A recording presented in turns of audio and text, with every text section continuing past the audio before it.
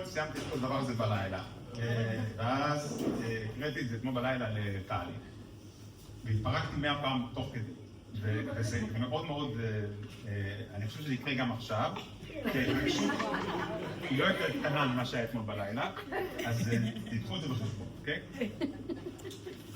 אז ככה, השיר היקרה שלי.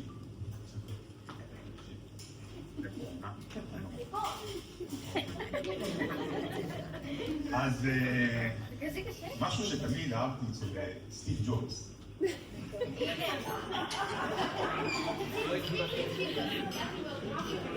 בכל פעם שהוא רצה להכריז על משהו באמת מהפכני, הוא היה מחכה כמעט עד סוף האירוע, כשכולם כבר היו משוכנעים שראו הכל.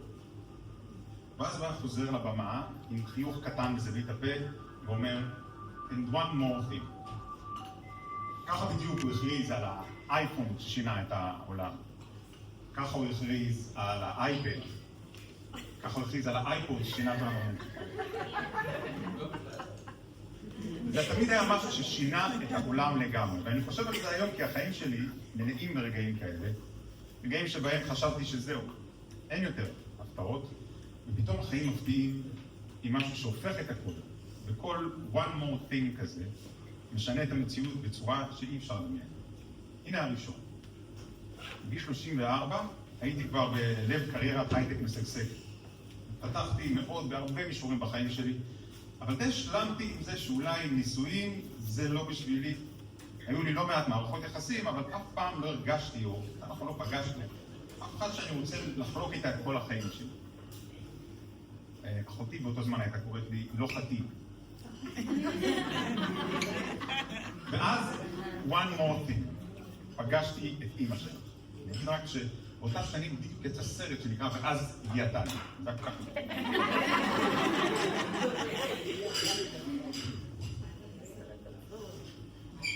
ומהרגע הראשון פרצה בינינו אהבה אדירה. בתוך חודשיים כבר יצאתי לנישואים. וזה לא היה כי תכננתי, זה פשוט היה רגע של התפרצות אהבה בלי שליטה. כמו ששרה קורין הלל, שממנה נפרדנו לפני שבועיים, שזה עמוק, עוצר כל העולם ואת חוטפת כוכבים, שזה עמוק, שלגים של כעס נמסים. בתקופה הזו השיר הזה התנגן לי בראש כל הזמן. קצת אחרי שהתחתנו, התחלנו לנסות להקים משפחה. וכאן מתחיל סיפור של תקווה, כאב ואמונה. 4 פעמים נכנסנו להיריון, ו4 פעמים הלב שלנו נקבר מהפעם. בכל פעם, התקווה הייתה גדולה יותר והנפילה קשה יותר.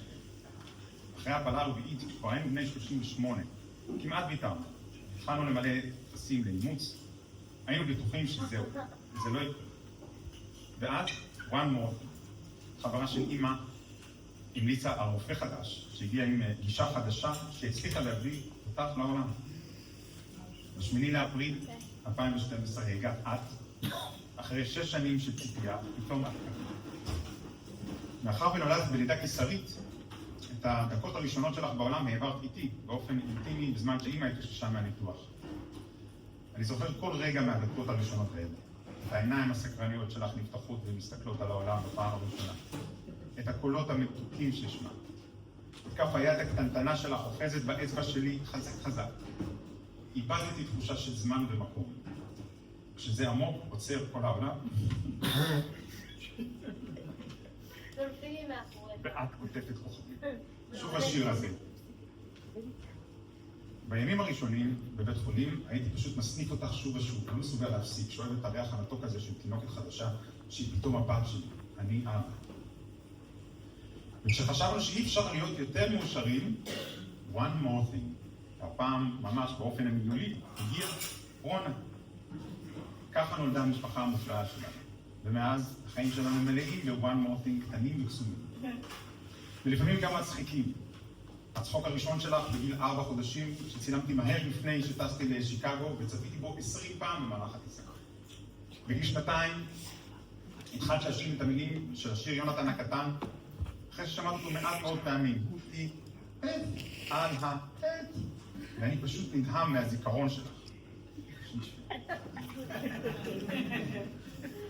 איך אפשר לשכוח את הרגע הזה בחופשה ביוון, שהיית בת 2.5, איזה חודש לפני הטיסה, סיפרתי לך על השעון הגדול שעומד במרכז הכפר. פתאום כשהיינו שם, את עוצרת לידו ואומרת, טעון! טעון! נטוש באווירון ונגיע לטעון! וזה היה הרגע הראשון שהבנתי כמה עמוק את זוכרת. כמה עמוק את זוכרת. כמה את מבינה. בואי נדבר רגע על הקשר שלך עם רונה, כי זה סיפור אהבה מיוחד במינו, שממלא אותי ואת אמא כל פעם מחדש. אני זוכר אותך בת 2.5, יושבת עם רונה התינוקת על המיטה, מסבירה לה מה זה דג. דג! כבר אז היית מורה קטנה שכל כך אוהבת להסביר ולשתף בידע שלה. ועם השנים הקשר הזה רק העמיק, שתי אחיות כל כך שונות שמשלימות זו את זו בצורה מושלמת.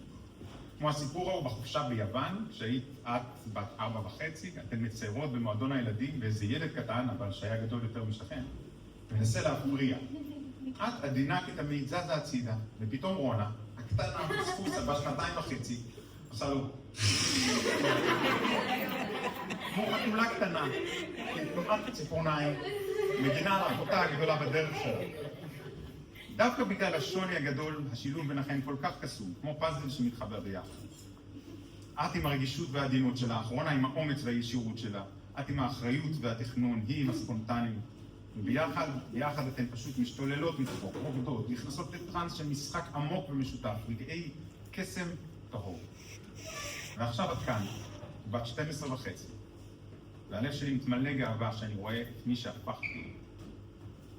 בשנה האחרונה, כאילו מתוך שום מקום, one more thing, התפרצה ממך האחריות הזו, שתמיד ידעת שהיא נמצאת שמה, פתאום קמה לפנינו בבוקר, מארגנת את עצמך, מתכננת את הלימודים בקפידה.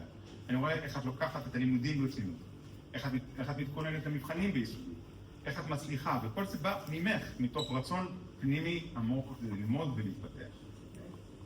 אני אוהב את הדרך שבה את מתמסרת את הדברים שמעניינים אותך, כמו הידע העצום שיש לך על טיילור סוויפט. שהוא לא סתם ידע של מעריצה, אלא הבנה עמוקה של המוזיקה, של המשמעות, של הערכים שטיילור סוויפט מייצג. את תמיד מגלה מחויבות ודייקנות מרשימה בכל מה שחשוב. ואני כל כך אוהב את הרגעים האינטימיים שלנו, שאנחנו רוכבים ביחד על אופניים ביום כיפור או לאזור בחוף, ויושבים ומדברים על החיים.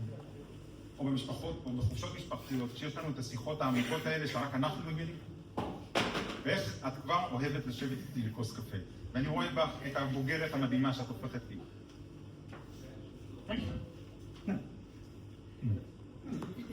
ויותר מהכל, אני גאה בכוח שלך. בכיתה ה' עבר תקופה מאתגרת מאוד.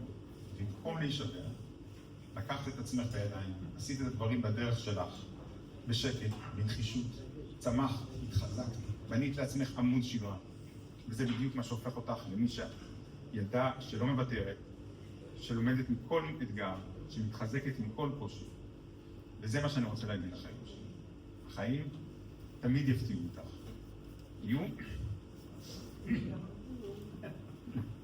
יהיו עוד ניגשים. כן. אבל את יודעת בסוף, שתמיד יהיה one more thing.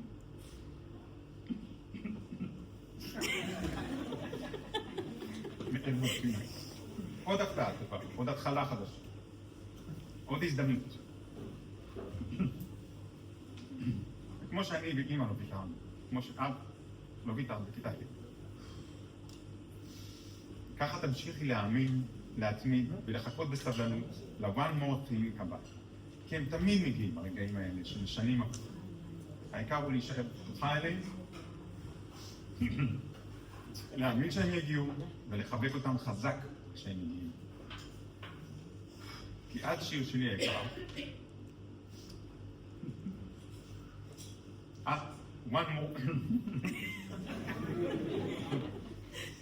ה-one more thing הכי מדהים שקרה.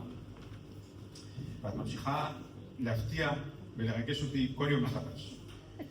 אני יודע שעוד נכונו לנו דברים גדולים בכם. נכונו לך דברים גדולים בכם. כי מי כמוך יודעת לצמוח, להפתיע ולהאיר את העולם באור המיוחד שלך. מזל טוב שיר אהובה שלי, אני אוהב אותך, אהבה אינסופית.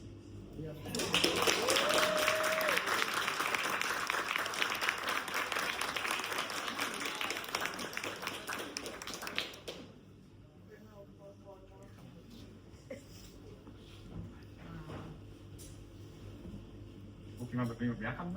לא, כן.